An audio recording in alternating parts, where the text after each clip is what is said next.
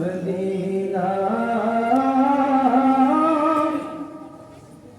নাম কত মধু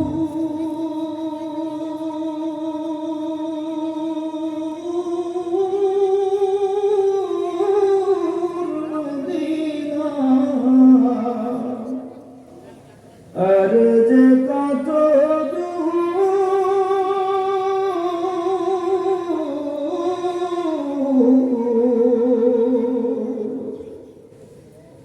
পাখির ডানা থাকলে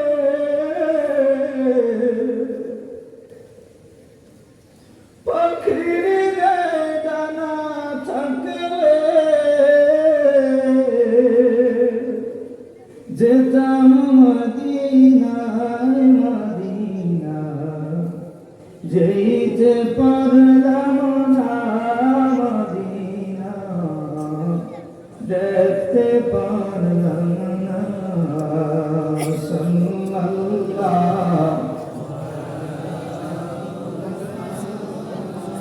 সাল্লাল্লাহু আলাইহি ওয়াসাল্লাম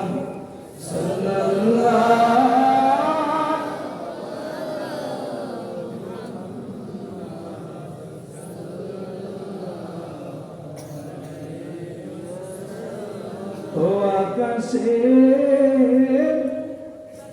উবাল হাওয়া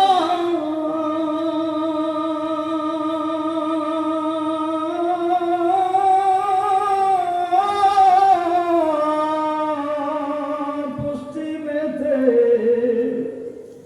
যাও রে বয়া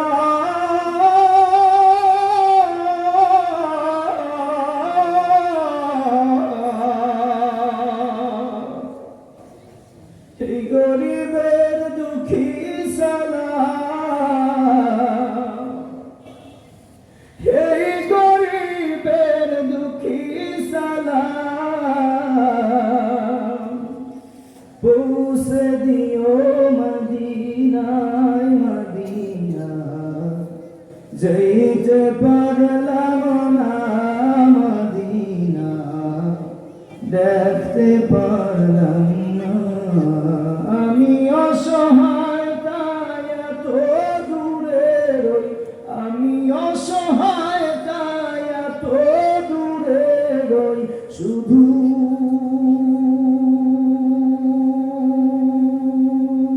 সালাম জানাই মদিনা যেতে পারলাম না মদিনা দেখতে পারলাম না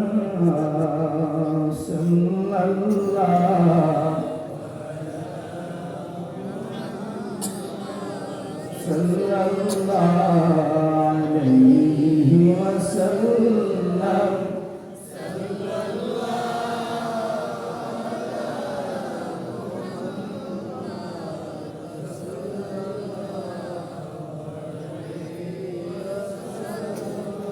بلغنا علا بكماله كشف الدجى بجماله حسنت جميع خصاله صلوا عليه وآله اللهم صل وسلم وبارك عليه যুব সমাজের উদ্যোগে বার্ষিক ইসলামের সওয়াব মাহফিল আজকে মাহফিলের সম্মানিত প্রধান বক্তা জনাব হযরত মাওলানা নুরুল হাসান তাওহীদ সাহেব মাদ্দাজিল্লাহুল আলী বারাকাল্লাহু ফি হায়াতিহি ওয়া ইলমিহি আজকে মাহফিলে বিশেষ বক্তা হিসেবে আপনারা পোস্টারে যার নাম লিখেছেন এবং এই মাহফিলের আয়োজক যুবকদের সঙ্গে যিনি সবসময় ওতপ্রোতভাবে জড়িত ছিল আমাদের সাথে কন্টিনিউ যোগাযোগ রক্ষা করে দিয়েছেন, যার দিক নির্দেশনা ও পরামর্শের ভিত্তিতে আউলিয়ার যুবকরা এত সুন্দর একটি মাহফিল আউলিয়াবাসীকে উপহার দিতে পেরেছে। দক্ষিণ বাংলার হাদি, দক্ষিণ বাংলার গৌরব, যার কথা সারা বাংলাদেশের 64 জেলায় সারসিনার শরীফের ব্যানারে প্রোগ্রাম করতে গেলে পরে আগে অথবা পরে অসংখ্য বৃদ্ধ মানুষের কণ্ঠে, আবেগ মাখা কণ্ঠে চোখের পানি ঝরিয়ে যে মহান ব্যক্তির স্মৃতিচারণ করেন, তিনি হচ্ছেন এই সুরুপ্রাচীর গর্ব আল্লামা মরহুম কামাল হুজুর রাহমাতুল্লাহি আলাইহি। ওনার সুযোগ্য সন্তান, আপনাদের এলাকার গর্ব, বিশিষ্ট আলেমে দ্বীন হযরত মাওলানা শফিউল্লাহ মিস্তারি সাহেব দামাত বারাকাতুহুল আলিয়া। মাহফিল কমিটির সম্মানিত সদস্যবৃন্দ, হাজরাত উলামায়ে কেরাম, তুলাবায়ে ইলম, কলিজার টুকরা যুবক বন্ধুরা, পর্দার আড়ালে সরলা কবলা সম্মানিত মা ও বোনেরা, আসুন অবনত চিত্তে রাতের এই প্রারম্ভে আলোচনার শুরুতে মহান মালিকের কৃতজ্ঞতা জ্ঞাপন করে নিজের দায়িত্বটুকু পালন করে মালিকের দরবারে প্রশংসা স্তুতি জ্ঞাপন করে আলোচনা শুরু করতে চাই। যে মালিক জবাব দিয়েছেন, যে মালিক সুস্থতা দিয়েছেন, যে মালিক সময় দিয়েছেন, যে মালিক সুযোগ দিয়েছেন, যে মালিক পরিবেশ দিয়েছেন, যে মালিক এই সুন্দর পরিবেশনা দিয়েছেন, যে মালিক আমাদের সবাইকে বিভিন্ন জনকে বিভিন্ন জায়গা থেকে একত্রিত করেছেন, আসলে এই মালিকের দরবারে অবনত চিত্তে দিলের শক্ত আবেগ অনুভূতি উজাড় করে দিয়ে পড়ে নিচ্ছি আলহামদুলিল্লাহ। ربنا لك الحمد حمدا كثيرا طيبا مباركا فيه يا ربي لك الحمد بالإيمان، لك الحمد بالقرآن، لك الحمد بالإسلام، لك الحمد بالنبينا محمد رسول الله صلى الله عليه وسلم। লাখো কোটি তার চেয়ে আরো অনেক বেশি দরুদ ও সালাম জ্ঞাপন করছি আল্লাহ সৃষ্টির প্রধান আকর্ষণ, সমস্ত নবী রাসূলদের মাথার মুকুট, বিশ্বসভার সভাপতি, শামসুল হিদায়াত, বদরুদ্দোজা, নূরুল হুদা, নূরুল আলা নূর, মুহাম্মদুর রাসূল সাল্লাল্লাহু আলাইহি ওয়াসাল্লামের নূরানি কদম মোবারকে, যাকে আজ থেকে ১,৫০০ বছর পূর্বে মহান রব, মহান মালিক আল্লাহ সুবহান যুল জালালি ওয়াল ইকরাম এই পৃথিবী অন্ধকারে নিমজ্জিত ছিল, আধারে এই পৃথিবী ত্রাহি ত্রাহি রব করে একজন আলোকবর্তিকা খুঁজত। মানবতা যখন বিপর্যস্ত, মানবিকতা যখন বিপর্যস্ত, মনুষ্যত্ব যখন বিকারগ্রস্ত, সেই সময়ে আল্লাহ রাব্বুল আলামিন হেরা পর্বত থেকে মহাগ্রন্থ আল কোরআনের নূরে উদ্ভাসিত করে পৃথিবীবাসীর কাছে প্রেরণ করেছিলেন, যারা আগমনের কারণে সেই হেরাক্লিয়াসের পরশের রাজপ্রাসাদে প্রজ্বলিত হাজার বছরের অগ্নিকুণ্ড যেভাবে নির্বাপিত হয়েছিল, ঠিক তদ্রূপভাবে সম্রাট কায়সারের অন্ধকারাচ্ছন্ন পরিবেশের মধ্যে নূরের আলো ঝলমল করছিল। সুবহানাল্লাহ। তিনি এসেছেন পৃথিবীবাসীর কাছে, মিশেছেন মানুষের জন্য হেদায়েতের কোরআন নিয়ে এসেছেন।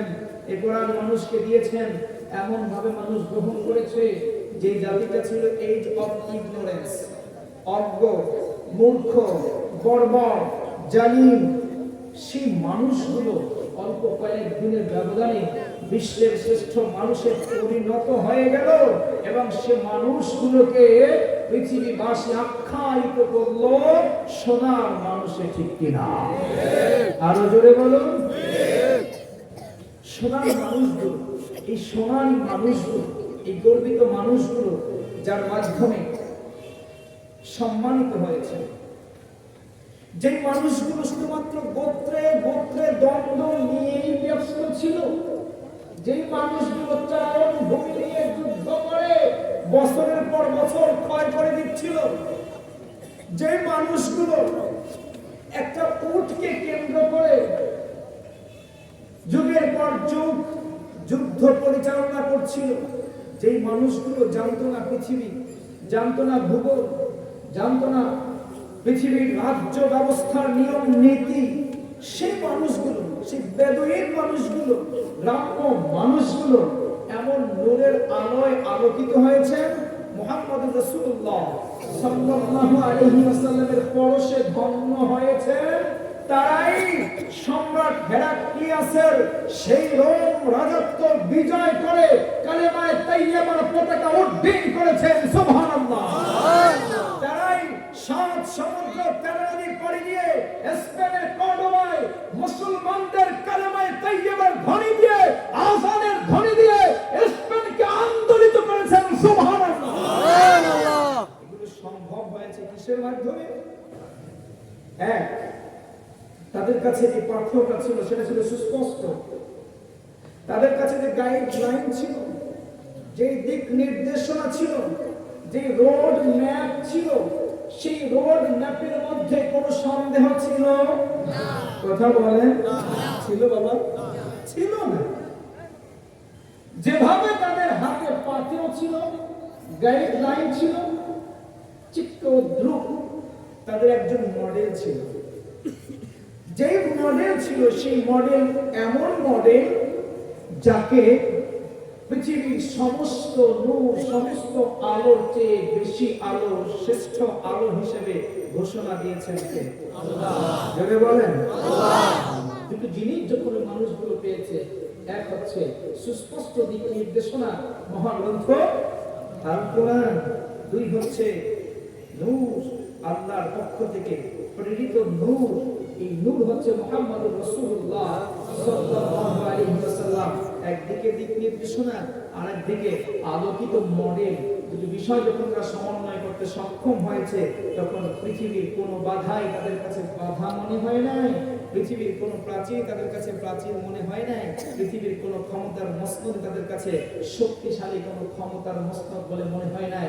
সবকিছু চূর্ণ বিচূর্ণ করে যেদিকেই মুসলমানরা, যেদিকেই খালিদ বিন ওয়ালিদরা, যেদিকেই আমর ইবনুল আসরা নজর দিয়েছেন, সেদিকেই কালেমায়ে তাইয়্যিবার পতাকা পতক পতক করে উড়েছেন। ঠিক কি না?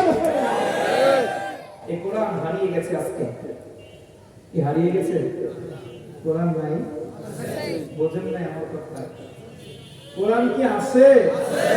আউলিয়া বাজারে আছে, মসজিদে আছে, আল-আকসা মসজিদে কোরআন শরীফ আছে। যদি থাকে তাহলে সেই কোরআন আর এই কোরআনের মধ্যে পরিবর্তন আছে মনে হয়? কথা বলবেন।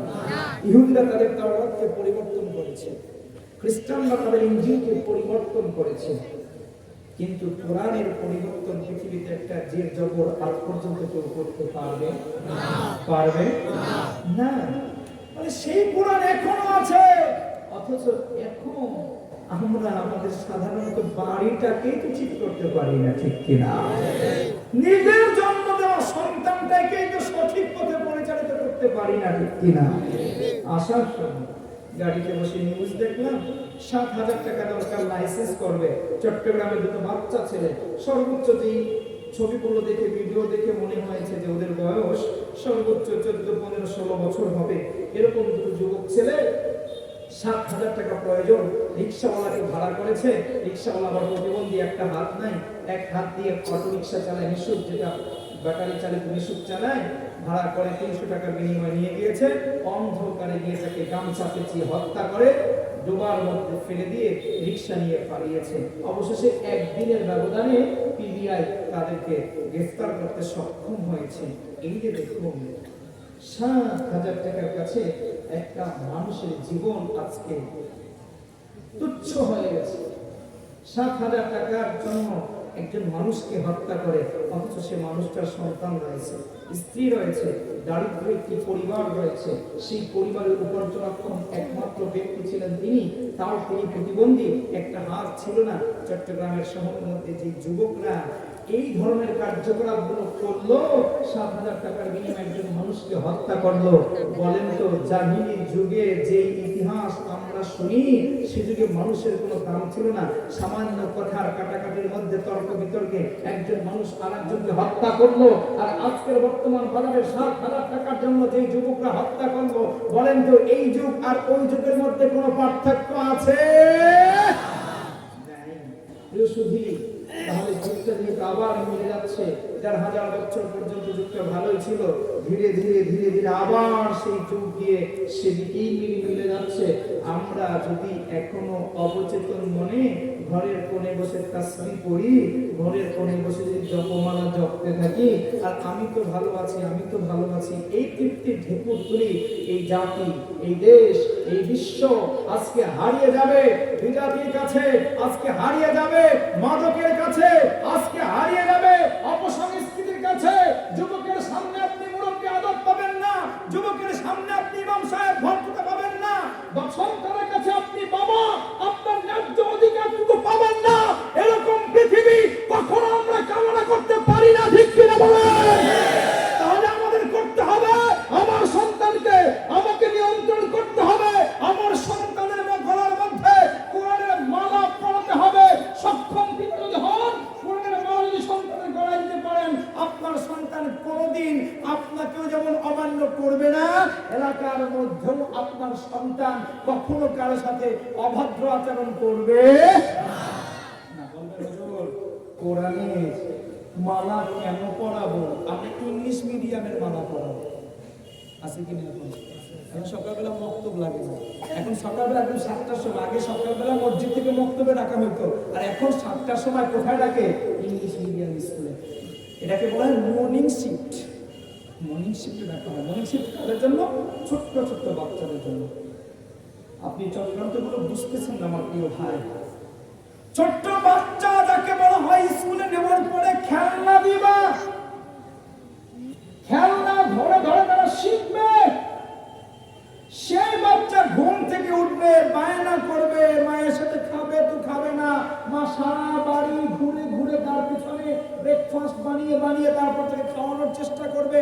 এরপর 9টা 10টা বাজবে, রৌদ্র উঠবে, বাচ্চা স্কুলে যাবে।